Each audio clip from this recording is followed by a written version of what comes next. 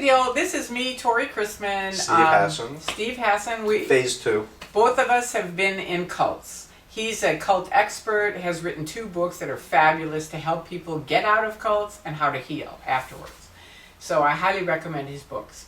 For myself... And how about if they need some help? If they need some help. That's right. Maybe that's I right. can be of help. That's the other thing. Maybe we can be of help. That's right. But as far as myself, I was in Scientology for 30 years. I escaped out. I have epilepsy. I've been on medication for 30 years, but I fought the Church of Scientology, actually 40 or 50 years, but I fought the Church of Scientology for the 30 years I was in about the medication.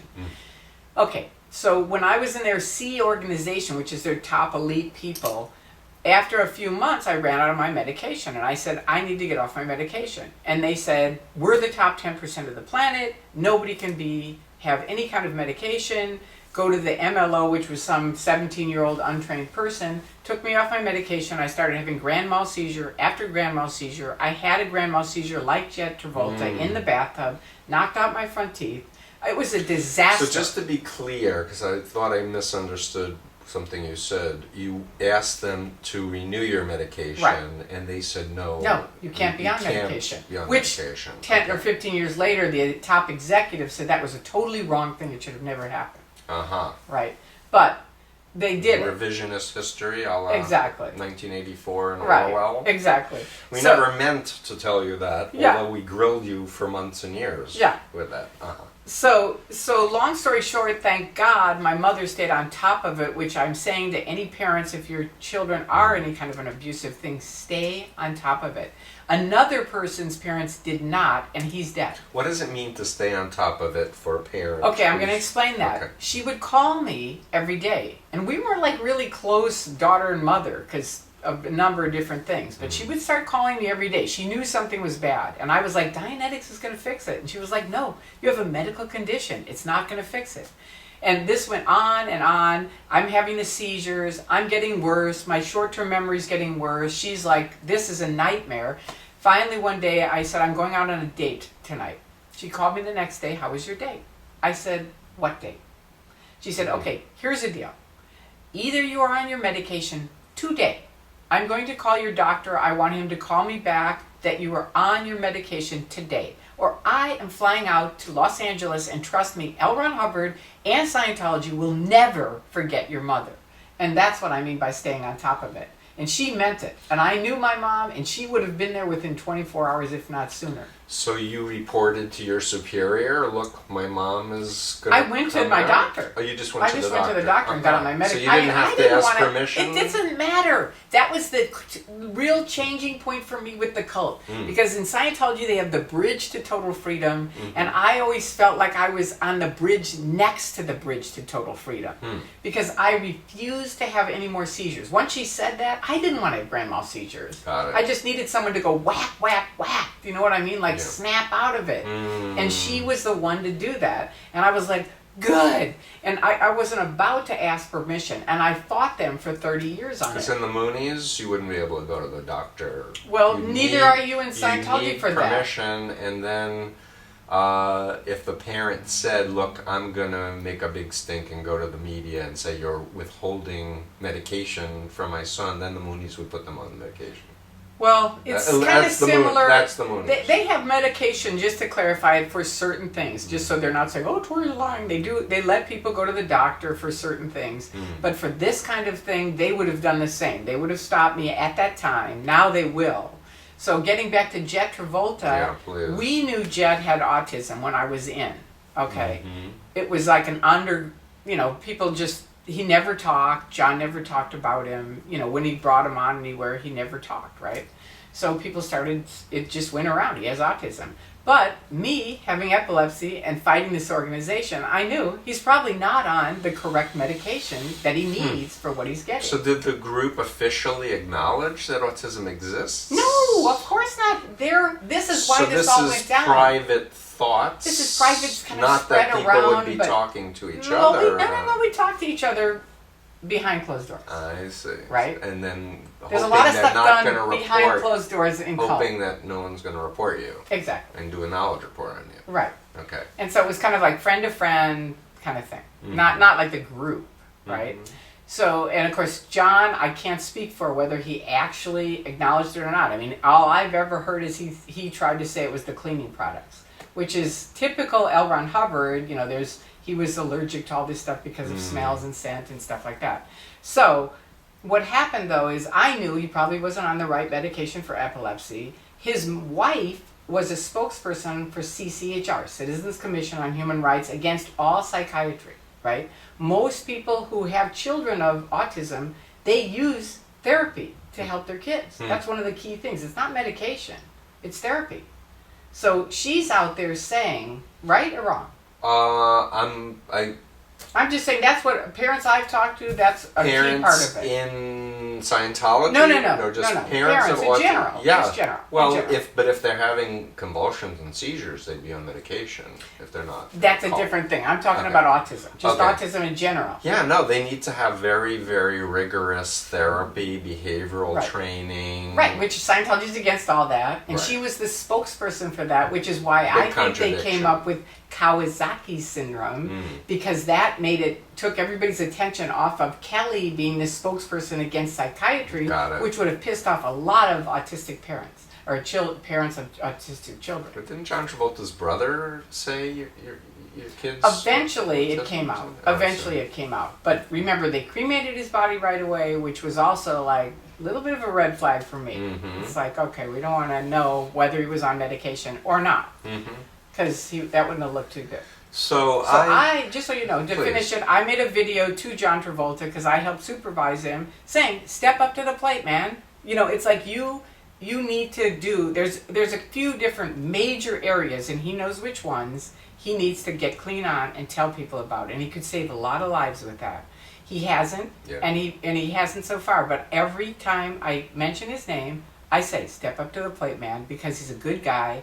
And I do like him, and I do think eventually he's going to snap and go, you know what, that's it, I'm going to come clean. Yeah. And it's time. Yeah. Ricky Martin did, why not him? And it's never too late to be real. Right. And to be authentic. Oh, absolutely. And to accept yourself. Oh, it'd be wonderful. And take responsibility, saying, if I knew then what I know now, I would have made different choices. Exactly. But I didn't have the ability to make different choices because of the behavioral influences on me. Right. But medical abuse is huge, and I think all cults, but certainly Scientology. And so I say to everyone a lot of the time in my videos, if you have a medical condition, see a real doctor, not a Scientology doctor, not a Mooney doctor. And get a second opinion. Get a second opinion or a third, but listen to your parents also, because often they do know, what's going on with you physically. And the cults have their own agendas that is not generally what's right for you. Right, exactly. I mean, we were called degraded beings, literally, because I had epilepsy. I would walk into an office to get a job, and Scientologists would go, do you still have epilepsy? Now that's discrimination. That's against the law. Absolutely. And just to talk about the Moonies for a second, my friend Alan Wood, who was in it for 4.5 years, he was a top American leader, once asked Moon about how to help people who are gay. What did he say? Moon said, this is what Alan was there, asked him, he was a leader, tell him if it becomes a problem to cut it off, barbecue it, put it in a shoebox, and send it to me. Oh my God. Unquote. It's so painful for me, because I've lived through yes, the Moonies, Unification Church, and the many, many hundreds of different names they go by are homophobic. Scientology too, totally anti-gay, and I know this, and this is why I've made videos about Scientology and gays, because L. Ron Hubbard said in Science of Survival, which is one of his books, at the back there's a chart of human evaluation, and part of it says, under sexuality, if you have a chronic illness or you are a homosexual, you are labeled 1-1, which he says it's called covert hostility. Like, just think of if I had a knife behind my back and I'm going, hi, how are you? But I'm really planning to stab you in the back, or stab you. That's what 1-1 is, the covert hostility. And he says it's the most insidious tone level of all. And I think that's also, this is a guess, it's my opinion, but I think that's also why people like John Travolta didn't want to say, my kid has autism. Look at the effect of that. look, he's a degraded being. Oh, like that, because he has a medical condition. You know, Right. and so I speak out about it a lot, and I Well, he think they're doesn't have slowly changing. I don't know about a medical condition. I think people are genetically predisposed to being gay. I don't think it's... No, I'm talking about the autism. Oh, I'm He didn't sorry. want to say that. About the autism. Yeah. Yeah, no, just for the record, I think people are gay, and this whole notion out there that you can be You can be deconverted, fixed. you know, conversion therapy. I mean, Right. if you're brainwashed to believe you're heterosexual, you can act like a heterosexual, but it won't change who you really are and what Yeah. really turns you on or doesn't turn you on. That's my 34 years of experience working Totally. with a lot of people from a lot of different groups. Now, my memory is that Hubbard's son Quentin was gay. He was gay, and he killed himself, or they try to say he just died in a car with gas. Now, in when you his say he car was window. gay, how do you know that? Because Again, I know a former member who was very close. I know with people him, who knew him. Said, you know, the guy that's was it. gay. Me too. Okay. I know So- somebody who slept with him. You know, it's that kind of thing. So Yeah. it isn't me, but We're in the 21st century. Isn't it time to be tolerant? Isn't it time to like accept people for who they are Right. and their orientation? And maybe the U.S. military will finally like catch up with their Europe and the rest of the planet on the subject. It's terrible. and love. The Beatles did have it right. Love is. That's what it is. You know what I mean? Love heals all, and I don't know about the Moonies, but I know in Scientology they really don't have much technology about love. And in fact, the more They have you affinity, but there's affinity, no love. but that isn't really love. You know what I mean? Bogus.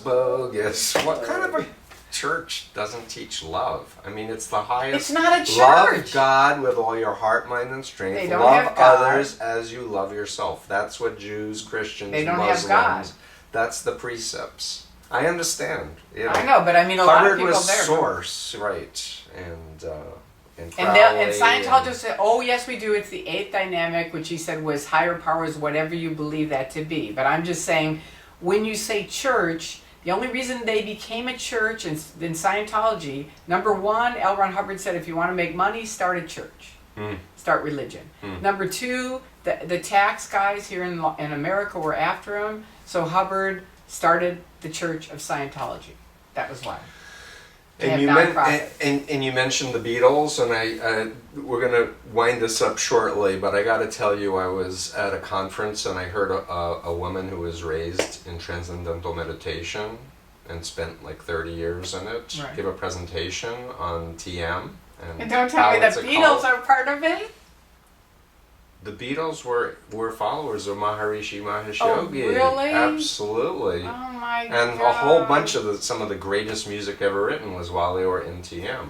Oh, wow. And John Lennon was the first to wake up, I'm told, and wrote Sexy Sadie about Maharishi because he was going after the girls. Oh, okay. And but I've heard recently that Paul McCartney and Ringo Starr are associating with David Lynch, the filmmaker, who's recruiting people into transcendental meditation. I think I did know they were in transcendental And meditation, TM but I is don't think not- I realized it was a cult. Meditation good, TM not good. That's what I didn't realize it Please was a go cult. on the internet and research TM cult TM plus ex-member. Scientology cult. Or go to freedomline.com, put TM in, and you'll get links to all the other sites. Okay. I meditate, I pray, I chant, I believe in spirituality. Me TM too. is not a group that I recommend, and be careful just because celebrities are recruiting. Right, and what's the other one that Madonna's in now? That's a Well, big one. Madonna's in the Kabbalah Learning Center, which But is... isn't that a little... It's another group that's on my website, and I've counseled people. And people will go in as a couple to the Kabbalah Learning Center, and one will like it and one won't. And they'll take the one that likes it and say, either you get him to convert, or you should divorce Right, him. that's how Scientology Or is. divorce her, Right. and we'll help you find your true soulmate. Right, that's how And the Scientology is. marriages break up, and they arrange a marriage. Ah, And I had one yeah. client whose father needed triple heart bypass surgery, and they told her to buy cases of the Kabbalah water. Oh, God. Because it was scientifically transformed because the Rebbe was meditating on this water, and it would cure his heart if he would not go to the doctor, no need for surgery, just drink the Kabbalah water. And I can go on and on and on with stories of the Kabbalah Learning Center.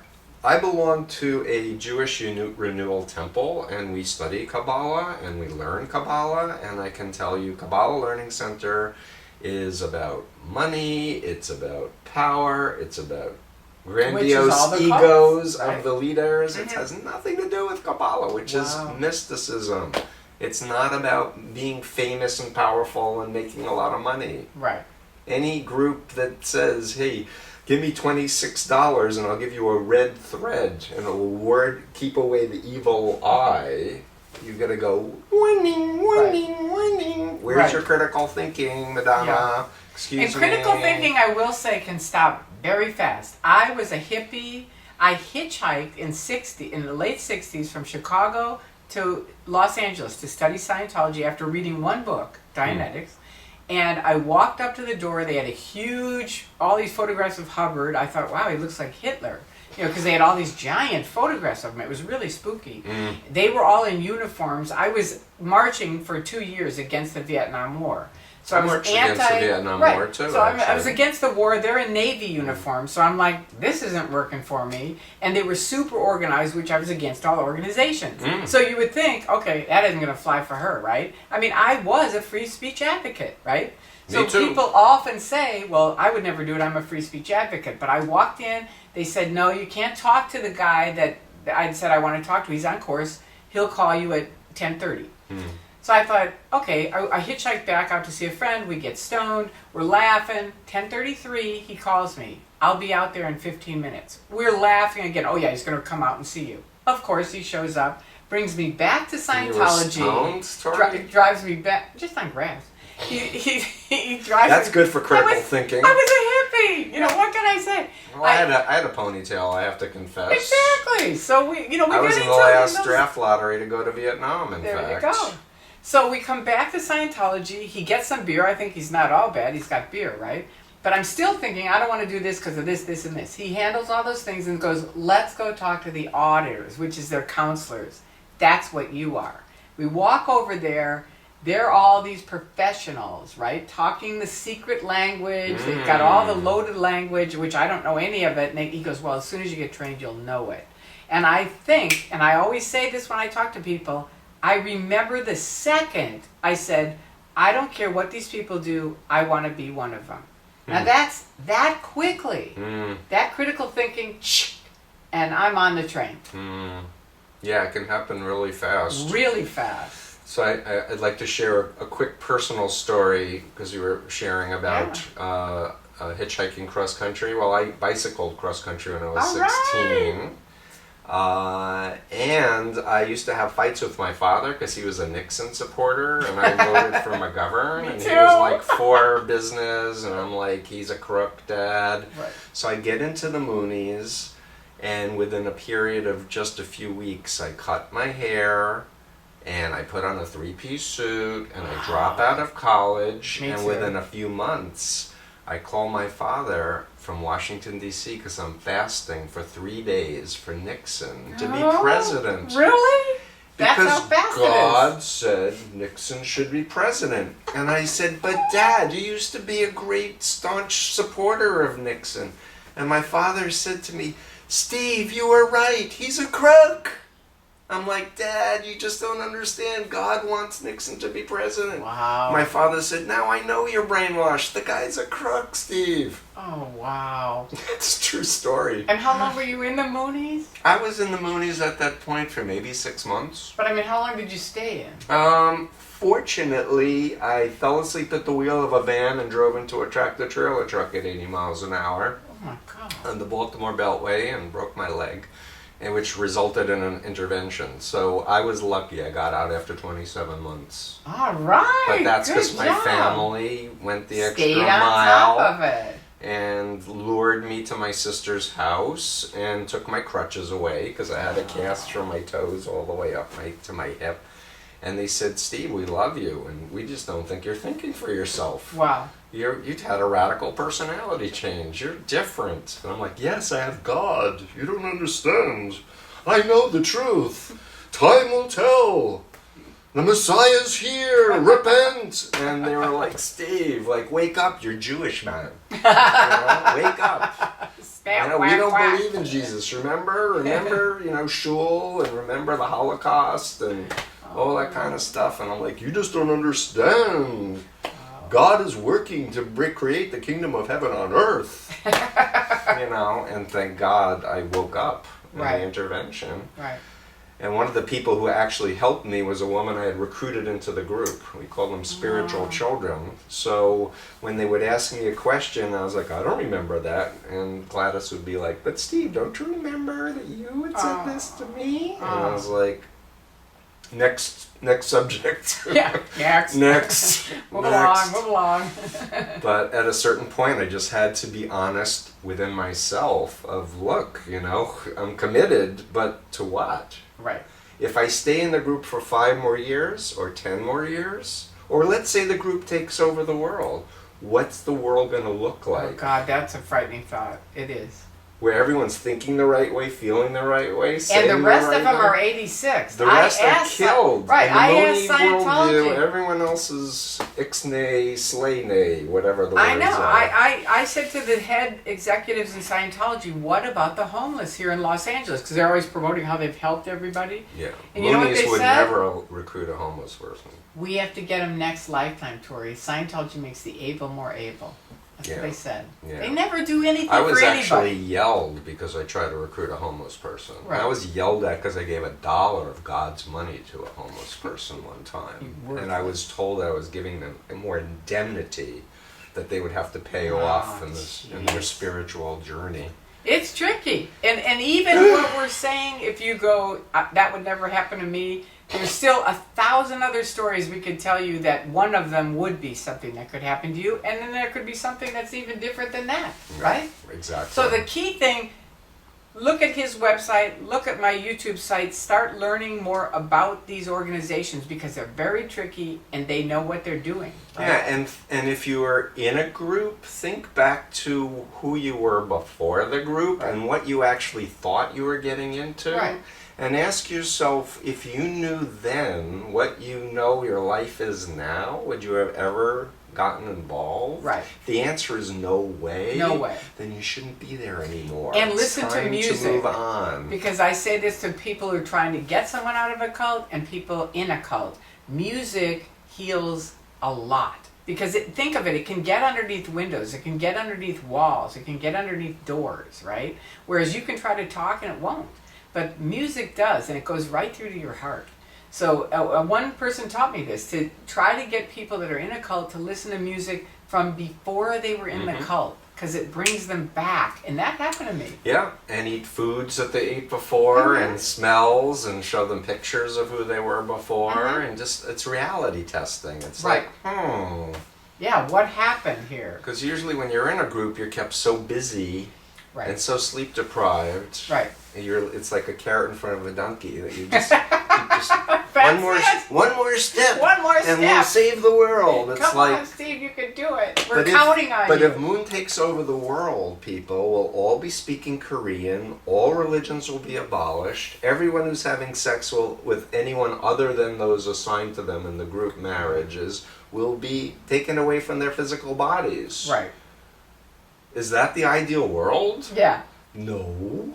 And the other thing, I don't know about the so. Moonies, but Scientology, I know, has a lot of other front groups that look like something that are real. They're all under the umbrella of Scientology. Narconon, Criminon, Way to Happiness, Applied Scholastics, a ton of WISE organizations, which are business consulting groups, and their ultimate thing is to get you into Scientology.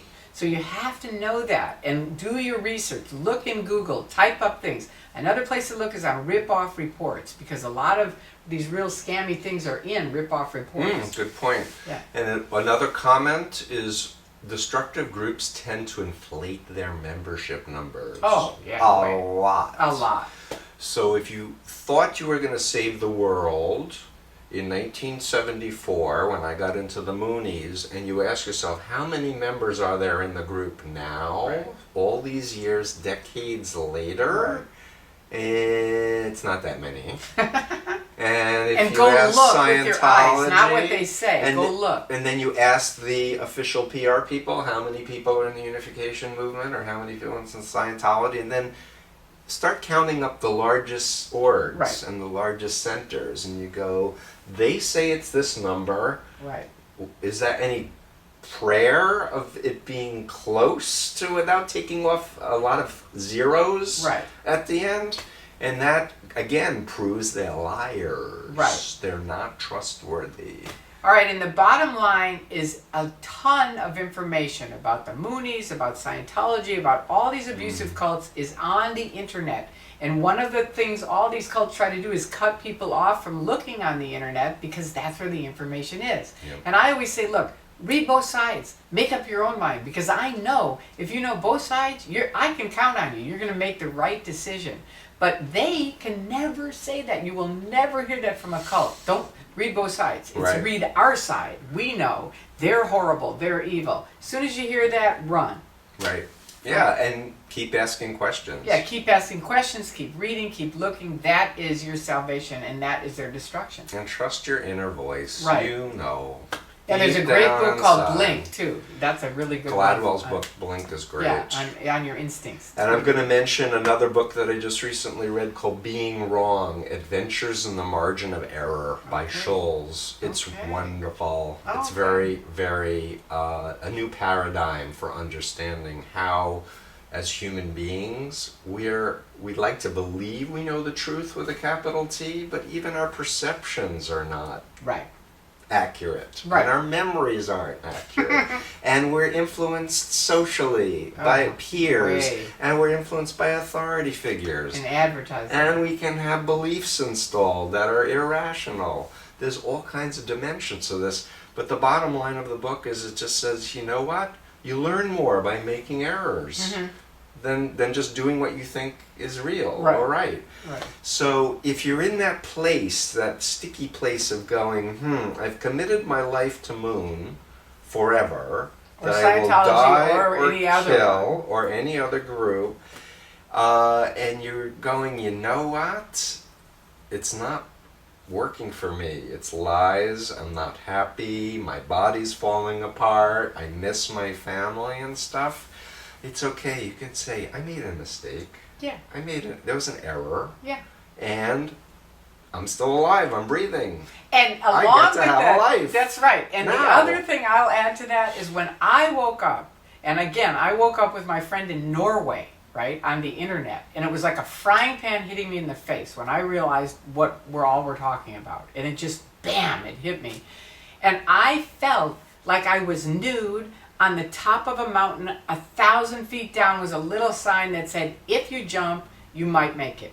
I had to jump. Wow. And great metaphor. I know. And Whoa. I say, leap. I have a sign in my house. Leap, and the net will appear. And that's number one. Number two is that in truth, in these cults, it is nothing more than walking across the street with a white line in the middle. That's it.